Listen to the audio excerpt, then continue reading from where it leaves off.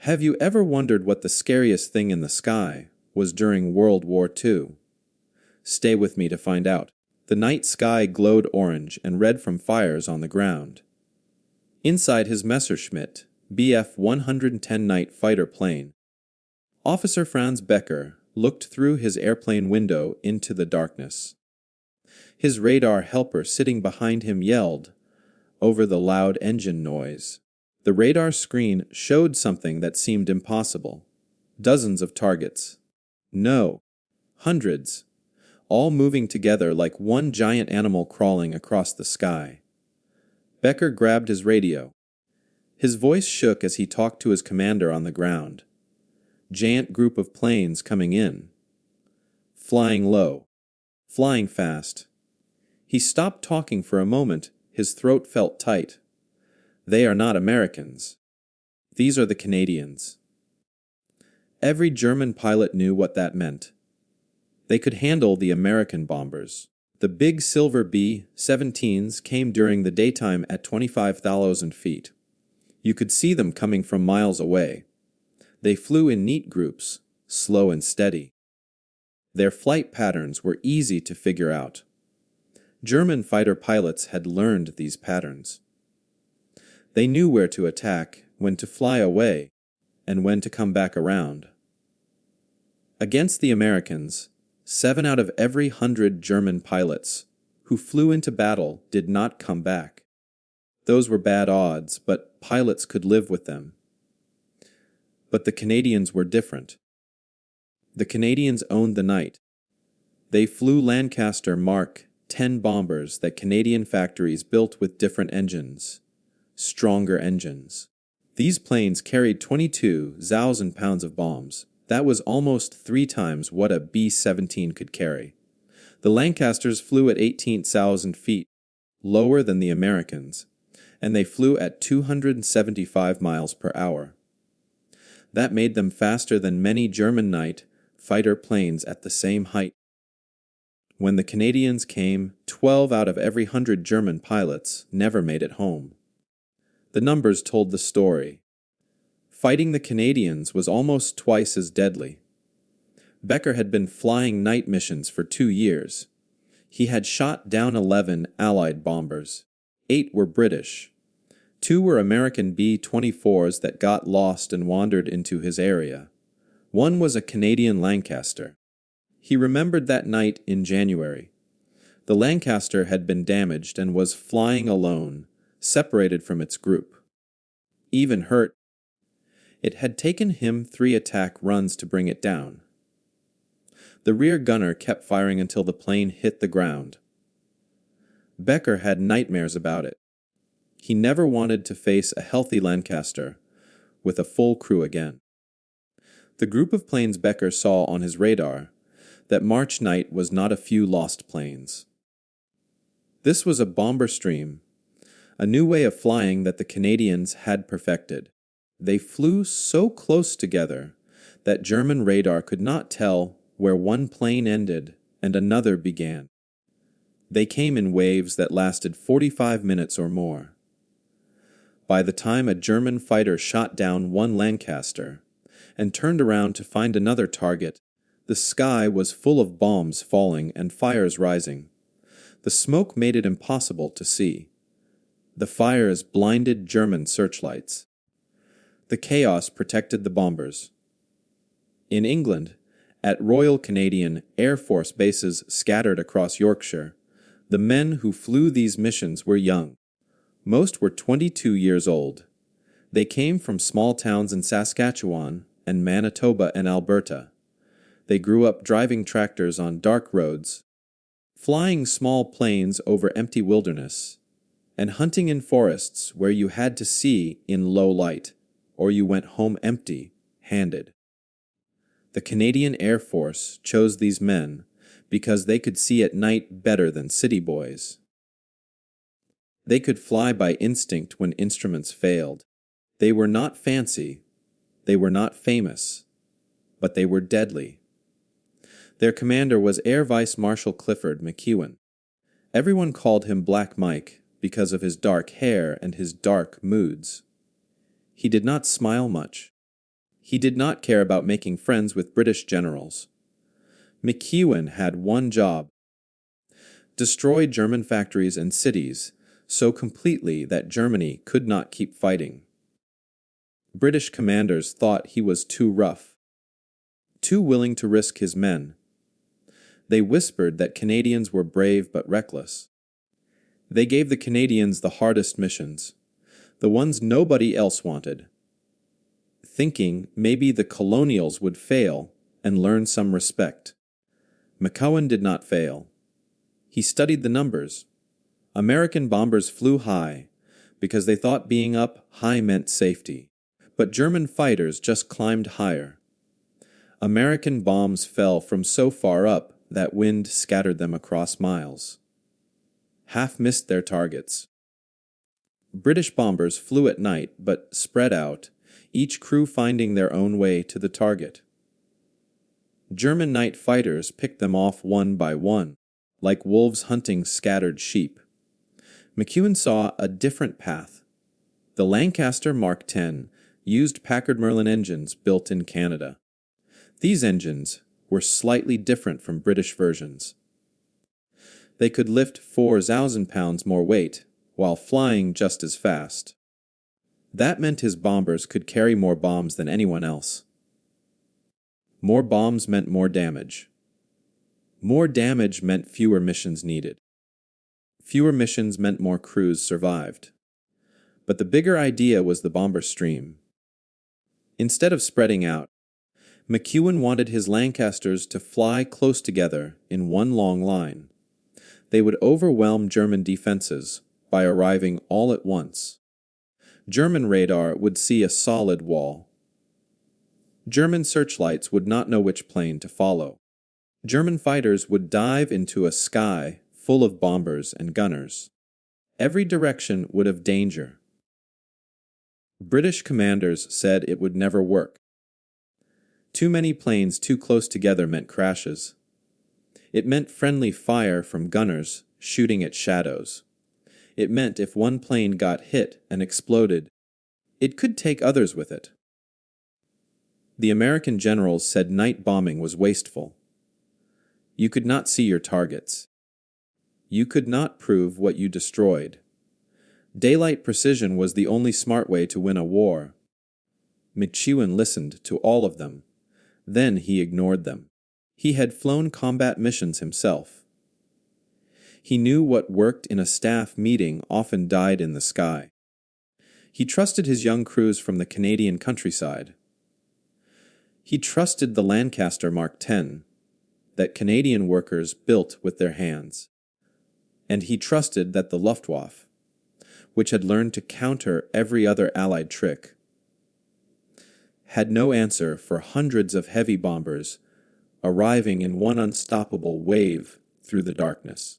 In March 1944, as Officer Franz Becker turned his night fighter toward the incoming stream of Canadian bombers, he knew he was flying into something new, something German pilots had no way to fight yet.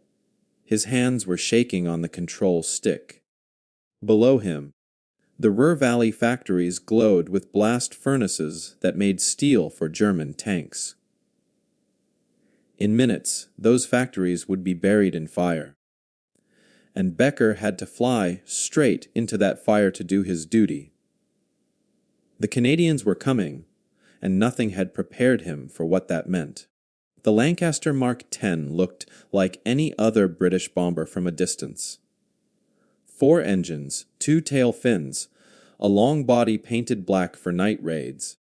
But Canadian factory workers in Malton, Ontario had built something special. The wingspan stretched 102 feet wide. Under each wing hung 2 Packard Merlin engines. Each engine produced one 640 horsepower.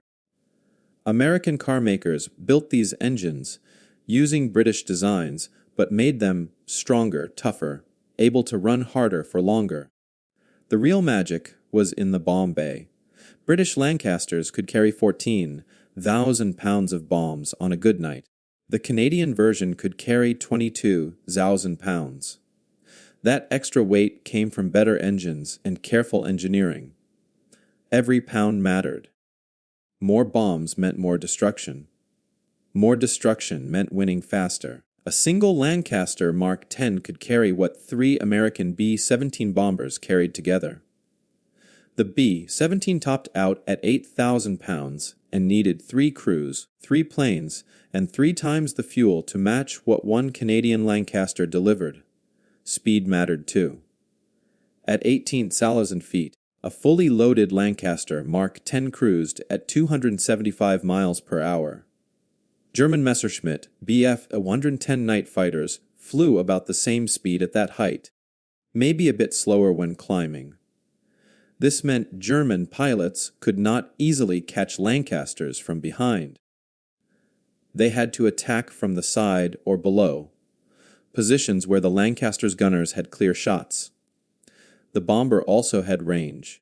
With a full bomb load, it could fly 530 miles. That meant taking off from England, flying deep into Germany to Berlin or Munich, dropping tons of explosives, and flying home. Few bombers in the world could do that. In June 1943, McEwen prepared his first major test. The target was Cologne, a city on the Rhine River full of factories and rail yards.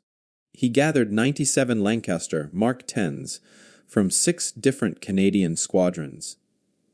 The crews had trained for months on flying in formation at night. They practiced staying close together without crashing. They learned to trust their instruments when they could not see the plane flying 50 feet away through clouds and darkness. The night of the raid, the weather was terrible. Thick clouds covered Germany. Rain pounded the windshields. British commanders suggested calling it off. McEwen refused. His bombers had a new technology called GH, a radio navigation system that let them find targets even when they could not see the ground. 2 radio stations in England sent signals. Equipment on the bombers measured the time difference between signals. Math turned those measurements into exact positions. Crews could bomb through clouds and hit targets they never saw with their eyes. The 97 Lancasters flew in a stream 45 miles long. They arrived over Cologne within 45 minutes of each other. The first planes dropped flares that burned bright red and green, marking the target. The following planes aimed for the flares. In those 45 minutes, they dropped 500 tons of bombs. The ground shook, buildings collapsed. Fire spread from block to block. German anti-aircraft guns fired blindly into clouds. Night fighters circled, confused, trying to find targets in a sky full of bombers. By the time German commanders figured out where to send their fighters, most of the Canadians were already heading home. German reports from that night showed their frustration. One commander wrote that it was impossible to guide fighters well. Targets were everywhere at once. Another wrote that by the time a fighter reached one bomber, 10 more had already dropped their loads. The old way of hunting scattered bombers one by one did not work against a group flying together. But success brought doubt from unexpected places. Royal Air Force commanders in London looked at the results and shrugged. They assigned the Canadians to fly diversion raids, missions meant to draw German attention away from British bombers hitting other targets. The Canadians were good, the British admitted, but they were still colonials. Let them do the dangerous work while British crews got the glory missions. American generals were even worse. They believed daylight precision bombing was the only smart strategy. Their flying fortresses went out in broad daylight with fighter escorts. They aimed carefully at specific factories and bridges. Night bombing seemed primitive to them, almost old-fashioned. You could not see what you were hitting. How could you measure success? The Americans published studies showing daylight raids were better. They politely suggested the Canadians were wasting resources and lives. Even Winston Churchill had doubts. In private meetings, he questioned whether Canadian crews were suited for the grinding stress of night after night of bombing missions. The comment was not meant to be mean. Churchill worried about all his bomber crews, but the question showed how even Allies underestimated what the Canadians could do. One man saw the truth clearly. Air Chief Marshal Arthur Harris commanded all of Royal Air Force Bomber Command. Other officers called him Bomber Harris behind his back.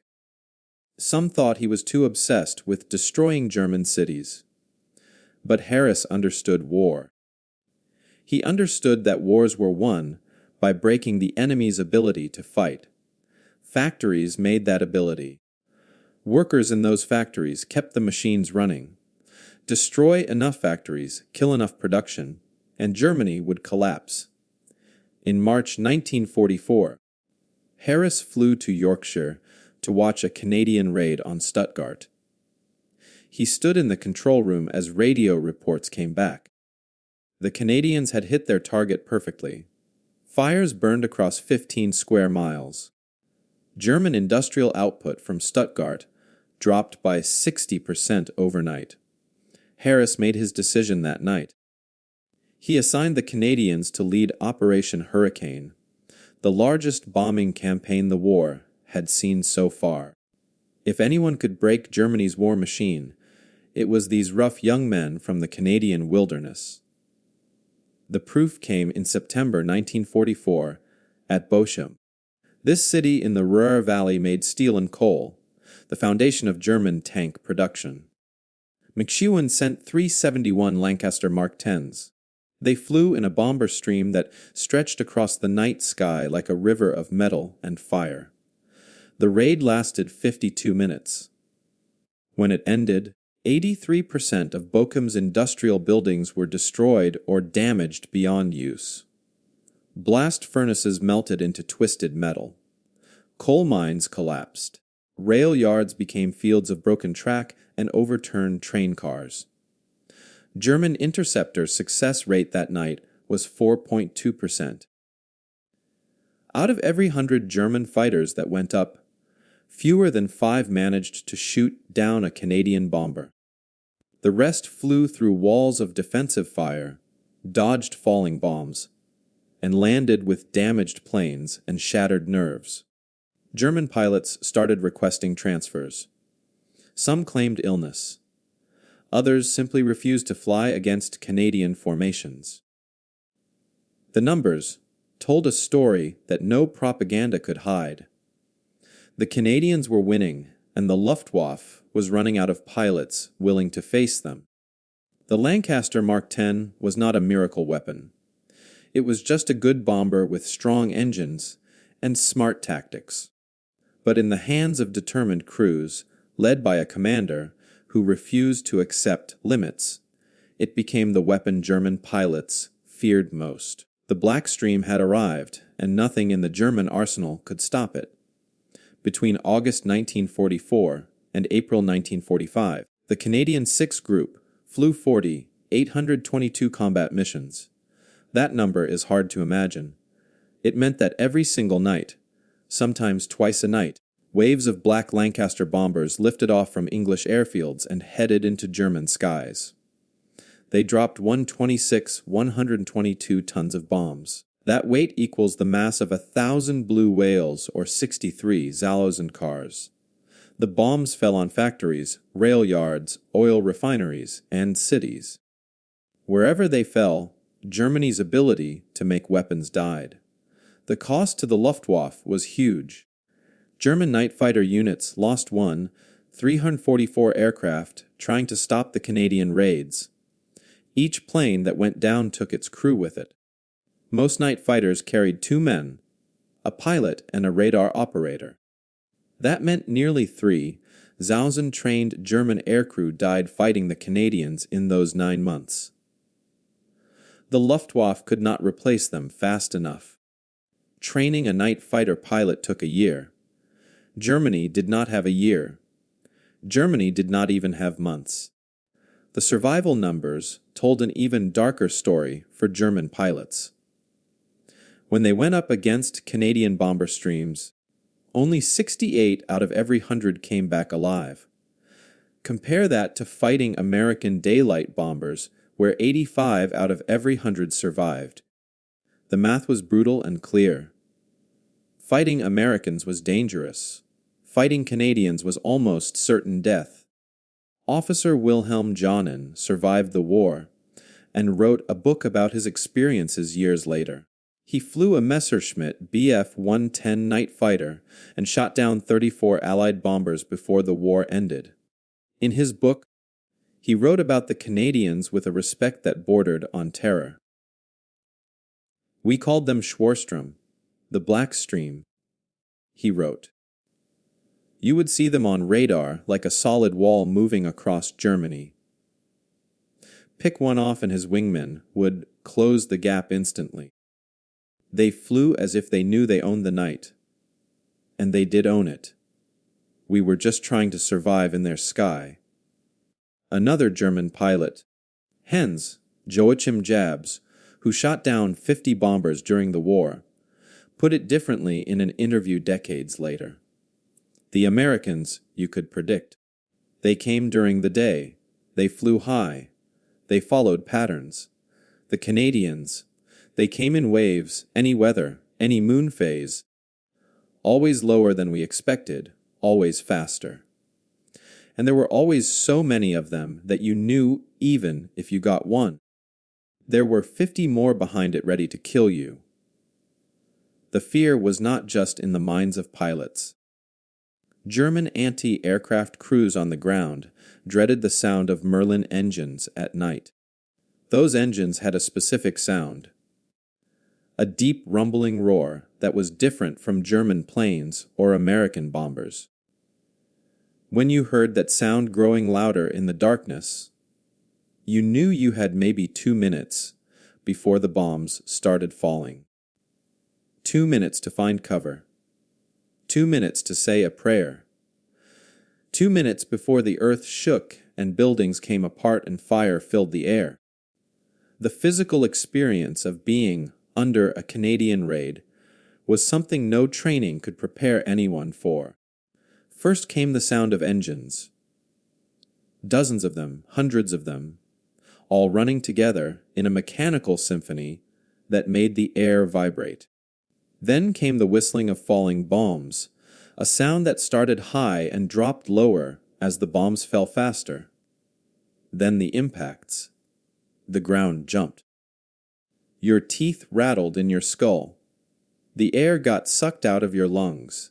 Flash after flash of light turned night into a hellish orange day.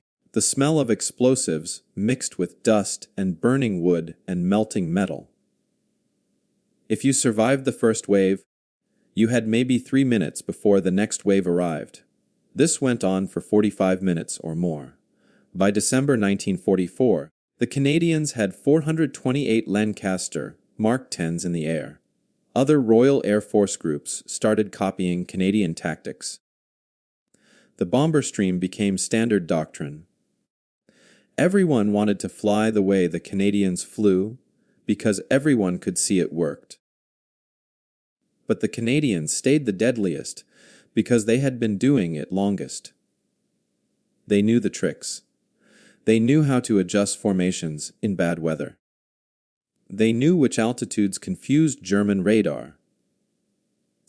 They knew how to support each other when fighters attacked. The contrast with American bombers became impossible to ignore. B-17 flying fortresses flew at 25,000 to 30,000 feet during daylight. They were predictable. They were slower. They carried lighter bomb loads. The B-24 Liberator carried a bit more than the B-17, but still only about half what a Lancaster could carry. American bombers needed fighter escorts to survive. Without P-51 Mustangs protecting them, German fighters tore through B-17 formations like sharks through fish. The Lancasters flew at 18,000 to 20,000 thousands feet in total darkness with massive bomb loads, and needed no escorts because German night fighters could barely find them in the chaos of the bomber stream. The Luftwaffe tried to adapt. They created a new tactic called Wild Sow, which meant wild boar in German. Instead of using radar to guide night fighters to targets, they sent fighters up to circle over cities being bombed. The fighters used the light from fires and searchlights to spot bombers. It was desperate and dangerous. Fighters sometimes crashed into each other in the darkness or got shot down by their own anti-aircraft guns. The tactic killed almost as many German pilots as it did Canadian bombers. German engineers installed upward, firing cannons in night fighters. They called this system Schurge music, which meant slanted music, a German jazz term. The idea was simple. Fly underneath a bomber where its gunners could not see you, fire up into the bomb bay or fuel tanks, and watch it explode. In theory, it was brilliant. In practice, flying underneath a formation of Lancasters meant you were in the middle of the bomber stream, with targets all around you and nowhere to hide. Many German pilots who used Schurge music successfully died minutes later, when another Lancaster's gunner spotted them. Despite all these innovations and desperate tactics, German success rates kept falling. By March 1945, fewer than 6 out of every 100 German fighters that fought Canadian formations managed to shoot down a bomber. The Luftwaffe was not just losing, it was being destroyed. The bombing had consequences nobody expected. As Canadian raids made factories unusable, Germany started moving production underground. They dug tunnels into mountains. They built assembly lines in caves. Slave laborers worked in the darkness, putting together jet engines and rockets. But moving underground meant production slowed down. It meant more workers got sick from bad air and no sunlight. It meant transportation became almost impossible because you could not easily move parts and materials into caves and tunnels. The Canadian bombing achieved what American daylight raids could not. It did not just destroy factories. It disrupted the entire system that kept German war production running. The numbers showed the impact clearly. In the final year of the war, 26% of all the bombs dropped by Royal Air Force Bomber Command came from 6th Group. The Canadians were only 1/8 of the total bomber force, but they dropped more than 1/4 of the bombs. They flew more missions. They hit harder. They came back and did it again the next night, and the night after that. German civilians started calling Canadian bombing raids Terrorangriff, terror attacks. The name was propaganda, but it revealed real fear. When the Canadians came, you could not predict what would survive. Entire neighborhoods disappeared in flames. Water mains burst. Gas lines exploded. Hospitals collapsed. The raids broke something in the German population's will. They stopped believing their government's promises that Germany would win. They stopped believing the Luftwaffe could protect them. They just tried to survive one more night. The black stream kept coming, night after night, month after month, until there was almost nothing left to bomb. When the war ended in May 1945, the Canadian 6th Group had flown more than 40,000 combat sorties. 14 Lancaster Mark 10s had been shot down or crashed. Each plane carried 7 crew members. That meant nearly 6,000 young Canadians died in the night skies over Germany.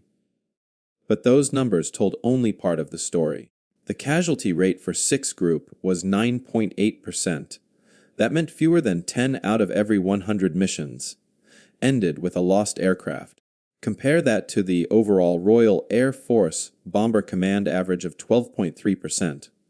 The Canadians, who flew the most dangerous missions against the most heavily defended targets, had a better survival rate than everyone else.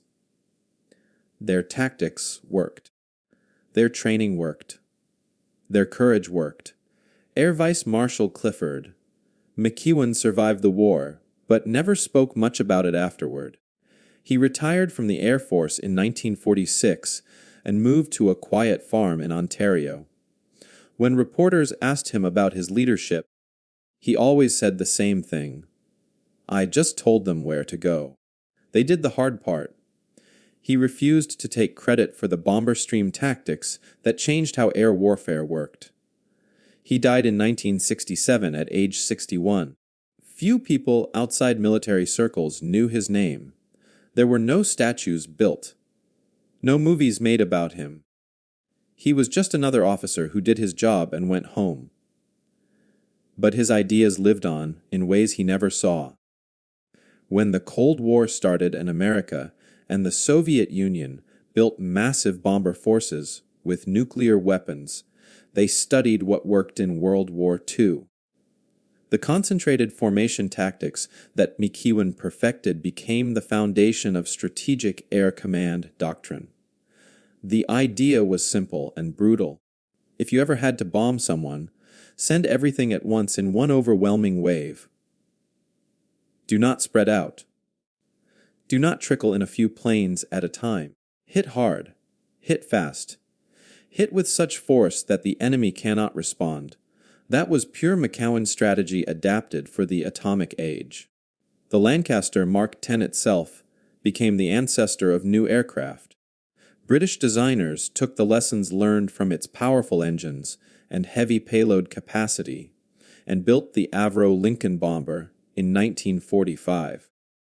When that became outdated, they built the Avro Shackleton for submarine hunting and patrol missions. These planes served into the 1990s, almost 50 years after the last Lancaster flew a combat mission. The DNA of that Canadian-built bomber lived on in aircraft that protected NATO from Soviet submarines throughout the Cold War. Despite all this effectiveness and influence, the Canadians got little recognition. After the war, American history books focused on the 8th Air Force and its daylight raids. Hollywood made movies about B-17 crews flying in the sunshine with fighter escorts. The Memphis Belle became famous. The Enola Gay, which dropped the atomic bomb, was a B-29, but it came from that same American tradition of daylight precision bombing. Canadian contribution got mentioned in a paragraph, maybe two, then forgotten. British histories did the same thing. Bomber Command as a whole was controversial. Many British people felt uncomfortable about the destruction of German cities. It was easier to focus on fighter pilots defending Britain during the Battle of Britain than to talk about bombers burning Hamburg and Dresden. The Canadians went home to small towns and farms. They got jobs. They raised families. They did not talk much about what they had done. Post-war Canada did not want to hear war stories. People wanted to move forward, build new lives, and forget the darkness. So the stories stayed locked inside the men who flew the missions. Their children and grandchildren grew up not knowing that their quiet fathers and grandfathers had flown into Hell Night after night and somehow survived. The truth started coming out slowly in the 1980s. German veterans began publishing memoirs and giving interviews. They were old men by then, in their 60s and 70s, looking back on their youth. Many had carried guilt and shame for fighting for Nazi Germany. But when they talked about the Canadians, they spoke differently. They spoke with a kind of respect, even admiration, for an enemy who had beaten them fairly through better tactics and greater courage. Wilhelm Johnnen's book became popular in Germany and was translated into English. Hans Joachim Jabs gave interviews where he admitted that Canadian bombers terrified him more than any other aircraft he faced. These admissions from former enemies helped people understand what the Canadians had actually accomplished. The story raises uncomfortable questions that still matter today.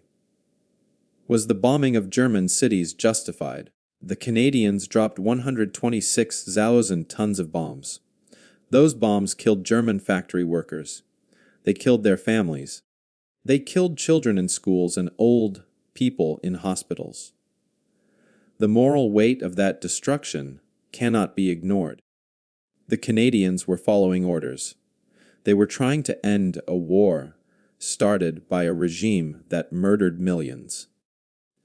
But does that make the bombing right? History has not settled that question. Perhaps it never will. What we can say is that the Canadians did their job with devastating efficiency. They shortened the war. They saved lives by ending the fighting sooner. But they also took lives in numbers that are hard to understand.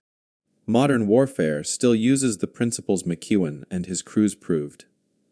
When America bombed Iraq in 1991 during the Gulf War, they used overwhelming concentrated force delivered in waves. When NATO bombed Serbia in 1999, they followed the same patterns, hit everything at once. Overwhelmed defenses make resistance impossible. The technology changed from heavy bombers to cruise missiles and stealth fighters, but the strategy remained the same. This is the long shadow cast by those young Canadians flying Lancasters through the darkness over Germany. At a Luftwaffe veterans reunion in the 1970s, someone recorded a conversation among former night fighter pilots. They were drinking beer and telling old war stories. One pilot said something that captured the unique terror of facing the Canadians. We always knew when the Canadians were coming. The radar looked like a moving mountain range, a solid wall of metal. And we knew most of us would not come back. You could fight Americans and have a chance. You could fight British bombers and have a chance. But the Canadians, they were different. They came in such numbers, with such determination, that trying to stop them was like trying to stop a storm with your bare hands. The Lancaster Mark 10 was not a revolutionary aircraft. It was not faster than jets. It was not more advanced than other bombers. It used technology and ideas that already existed. But it was flown by people who refused to accept that they could not win. That made all the difference. The Canadians took an existing bomber, improved it slightly, and then flew it with such tactical brilliance and raw courage that it became the most feared weapon in the night sky. Sometimes the most dangerous weapon is not the newest invention or the most expensive technology. Sometimes it is just a good tool used by determined people who will not quit. The Canadians proved that in the dark skies over Germany. They proved it night after night for 2 years. They proved it with 814 aircraft lost and 6,000 lives given. They proved it so completely that 70 years later, German veterans still remembered them with fear and respect. The Black Stream flew into history and changed how wars are fought. If you found this story interesting, please like and subscribe for more amazing historical stories.